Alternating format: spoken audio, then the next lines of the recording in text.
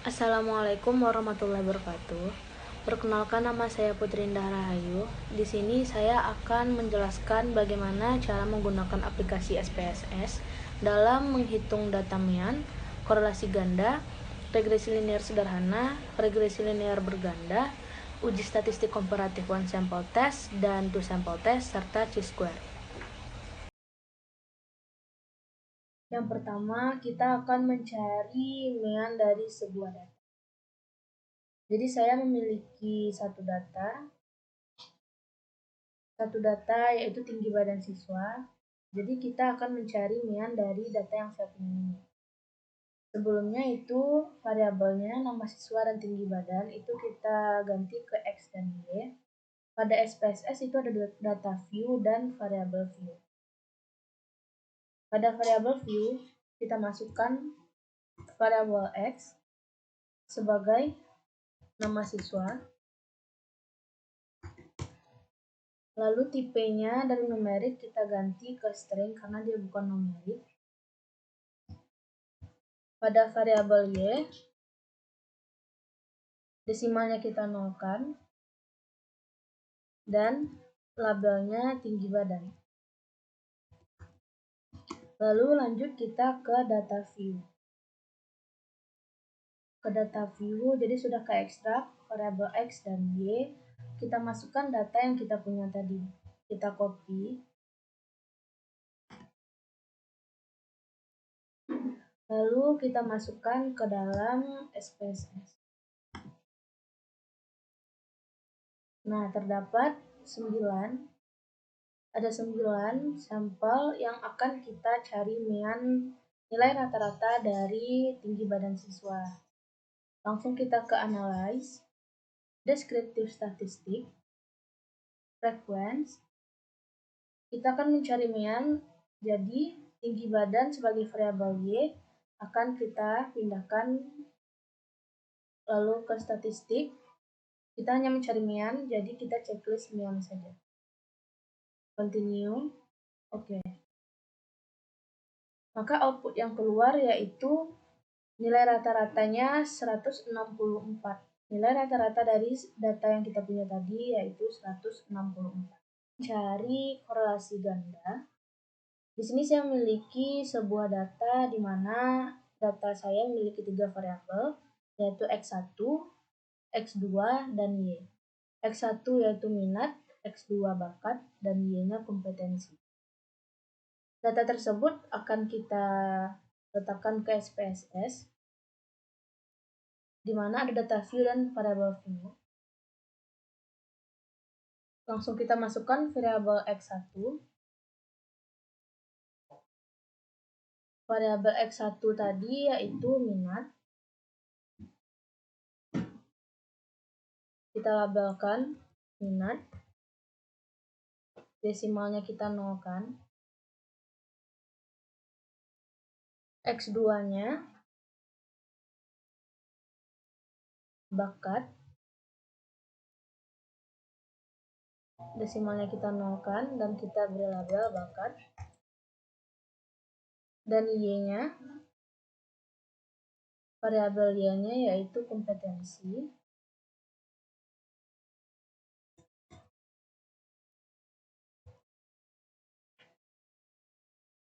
Setelah kita masukkan, kita langsung ke data view, di mana kita akan memastikan data yang kita miliki. Jadi kita copy dulu sebelumnya. Data tersebut kita copy. Lalu kita masukkan ke SPSS. Nah, jadi kita memiliki 7 sampel di mana kita akan mencari korelasi ganda dari data yang kita miliki ini. Kita lanjut ke analyze, ke regression, linear. Di sini ada dependent dan independent. Jadi X1 dan X2-nya kita pindahkan ke independent. Kompetensi sebagai variabel Y kita pindahkan ke dependent. Lanjut ke statistik. R-squared-nya kita centang. Lalu continue dan oke.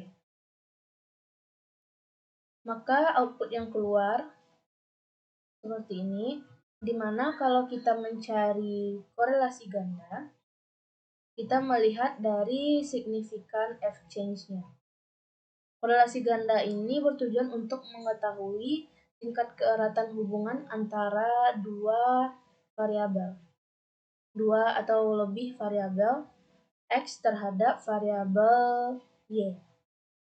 Jika variabel pada signifikan, jika signifikan F-change-nya itu kurang dari 0,05, maka ia berkorelasi. Adapun jika signifikan F-change-nya itu lebih dari 0,05, maka dia tidak berkorelasi. Dari output yang keluar dari data tersebut, dilihat signifikan F-change-nya itu 0,798, maka dapat diartikan bahwa data tersebut tidak berkorelasi, yaitu antara bakat dan minat tidak berhubungan dengan kompetensi. Selanjutnya kita akan mencari regresi linear sederhana. Di sini saya memiliki satu buah data, resiliensi diri sebagai variabel X dan hasil belajar sebagai variabel Y. Data ini nanti kita akan salin ke SPSS. Sebelumnya kita bikin di variabel view-nya, variabel X tadi sebagai resiliensi diri,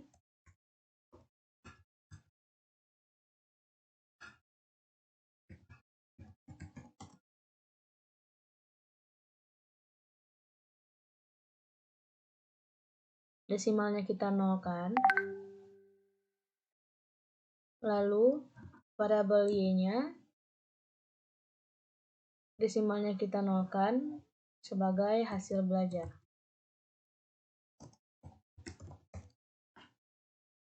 Lanjut ke data view. Data yang kita punya tadi kita salin ke data view pada SPSS. Kita copy. Lalu kita salin ke SPSS. Setelah datanya tersalin, kita langsung lanjut ke analyze, regression, dan linear. Resiliensi diri kita pindahkan ke independen, dan hasil belajar kita pindahkan ke dependen. Pada kolom statistik ini model fitnya kita centang, continue, dan OK. Maka keluar output, variabel enter itu resiliensi diri dan dependen variabelnya hasil belajar. Kita lihat pada ANOVA, dasar pengambilan keputusan dalam regresi linear sederhana ini jika signifikannya kecil dari 0,05, maka X berpengaruh terhadap Y, dan jika signifikannya besar dari 0,05, maka X tidak berpengaruh terhadap Y. Dilihat dari output yang dikeluarkan bahwasanya signifikannya 0,802, maka didapatkan bahwa data yang kita punya itu X tidak berpengaruh terhadap Y. Kita lihat konstanta 59,892 dan resiliensi diri X-nya min 0,066. Jadi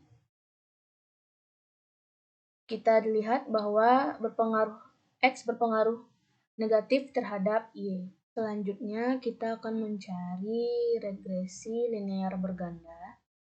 Saya juga mempunyai satu buah data. Terdapat 3 variabel yaitu X1, X2, dan Y. X1 sebagai motivasi, X2 sebagai minat, dan Y sebagai prestasi. Lalu data tersebut kita akan salin ke dalam SPSS di data view. Sebelumnya kita bikin variabelnya ke dalam variabel view dulu. X1 tadi kita masukkan dan kita labelkan sebagai motivasi.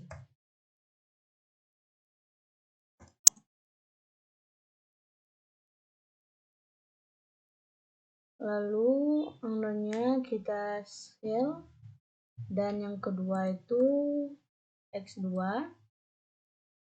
desimalnya kita nolkan juga sebagai minat.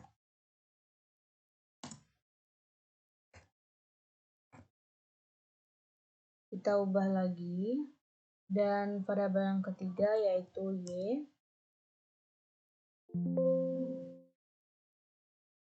Y desimalnya kita nolkan juga sebagai prestasi.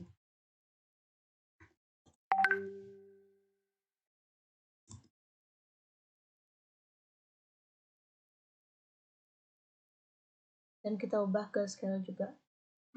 Lalu data yang kita punya langsung kita salin ke data view. Kita copy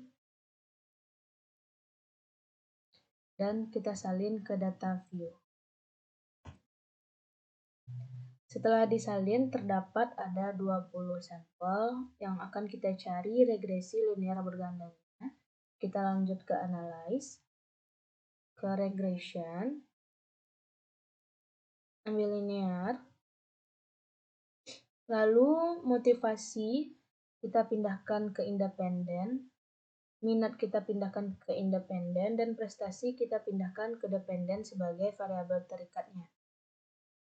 Lalu kita lanjut ke statistik, deskriptif kita centang, dan collinearity diagnosis ini kita centang untuk menguji kolinearitasnya. Lalu Durbin-Watson-nya kita centang juga, continue, lanjut kita ke plot, histogram kita centang, dan normal probability plot kita centang juga, itu untuk uji normalitasnya nanti. Z-prep-nya itu kita pindahkan ke X, dan threshold-nya kita pindahkan ke Y. Lalu kita continue. Setelah itu kita oke. Lalu kita tunggu dulu sampai outputnya keluar dan terbaca hasil dari regresinya. Setelah keluar, deskriptif statistiknya, jumlah dari variabel kita ada 20, dan ini meannya. Setelah itu kita lihat di Durbin-Watson. Ini Durbin-Watson ini untuk uji autokorelasinya. Pada ANOVA, di signifikan 660 itu sebagai uji formalitasnya, uji F, dan koefisien pada signifikan itu sebagai uji parsial. Dapat kita lihat pada ANOVA ini signifikannya 0,660, di mana jika lebih dari 0,05 maka X tidak berpengaruh terhadap Y. Jadi dapat disimpulkan pada uji F bahwasanya motivasi dan minat tidak berpengaruh terhadap prestasi. Dan kita lihat juga di sini bahwasanya 0,692 dan 0,392 ini lebih dari 0,05 sehingga motivasi tidak berpengaruh terhadap prestasi dan minat pun tidak berpengaruh terhadap prestasi. Selanjutnya kita akan mencari one sample t-test, di mana saya juga mempunyai satu buah data. Seorang peneliti membuat dugaan yang menyatakan bahwa nilai rata-rata hasil belajar siswa yang aktif di ekskul Randai adalah sama dengan 84. Jadi ini nilai rata-rata dari sampel kita, ada 15 responden, dan nilai rata-rata per respondennya yang akan kita masukkan nantinya ke SPSS. Jadi pada variabel view di name kita bikin hasil, desimalnya kita nolkan, Di label kita bikin hasil belajar. Lalu kita lanjut ke data view. Data yang kita punya tadi kita masukkan ke dalam data view. Nilai rata-rata yang kita punya kita copy dan kita salin ke data view. Kita salin. Setelah 15 sampel tersalin, kita langsung lanjut ke analyze, descriptive statistic, ke explore. Lalu hasil belajar ini kita letakkan ke dependent list, ke statistik, continue, ke plot, kita centang normality plot with test karena kita akan menguji normalitasnya. Lalu output yang keluar yaitu tentang uji normalitas, kita tunggu dulu. Maka didapatkan bahwa jumlah N ini yaitu jumlah sampel ada 15.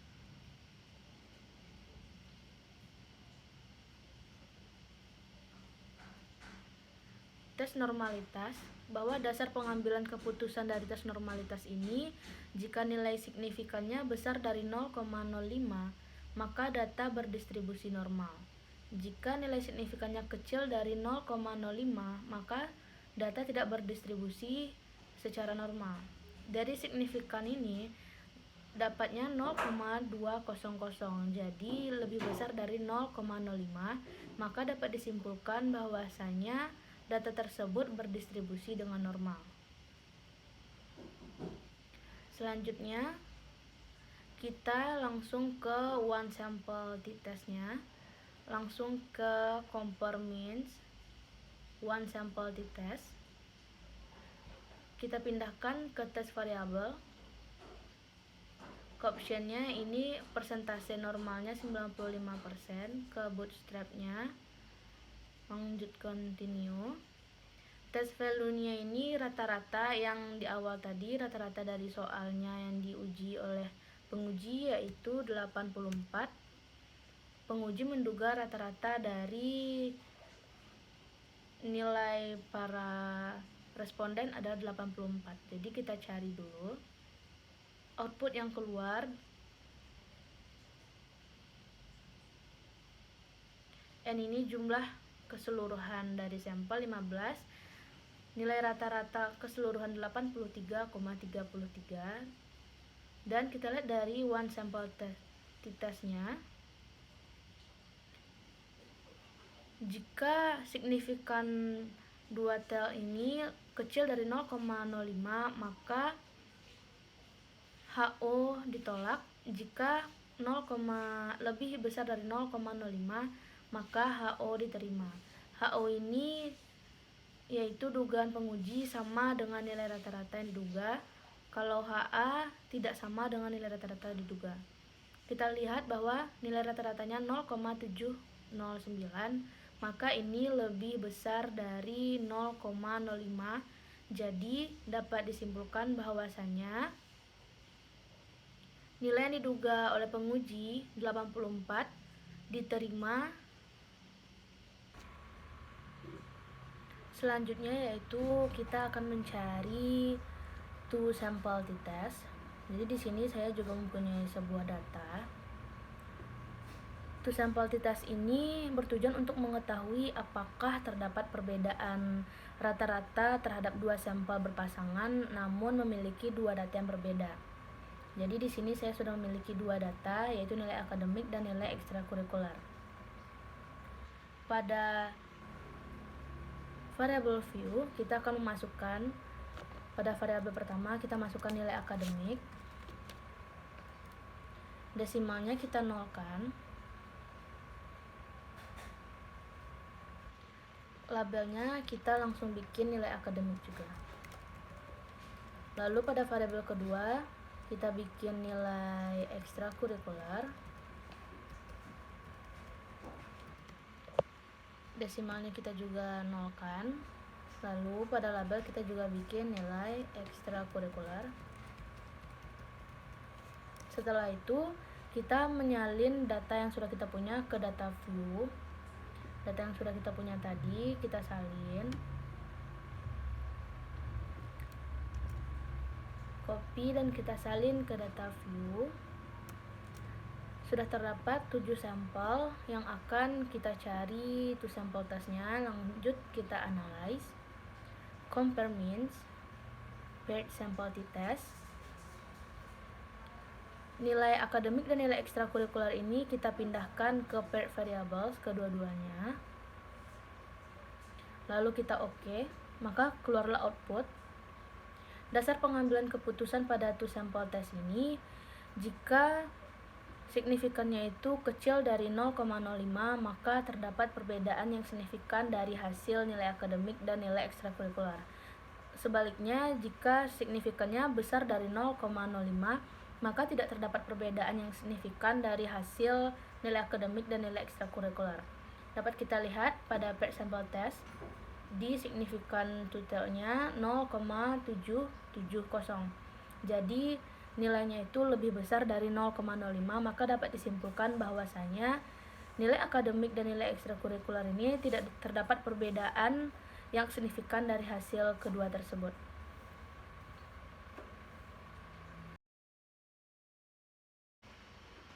Selanjutnya yaitu kita akan mencari data chi-square. Jadi saya memiliki sebuah data. Di sini data chi-square ini digunakan untuk mengetahui hubungan antara baris dan kolom. Jadi ada dua variabel yang akan kita masukkan ke SPSS nantinya. Di variabel view itu kita masukkan yang pertama yaitu jenis kelamin dan yang kedua kemampuan.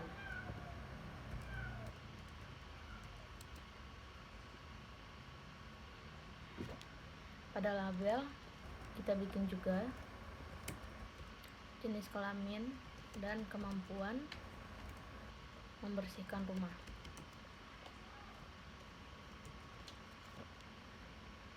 Lalu ini kita jadikan konominal, ini konominal, kita ganti ke string,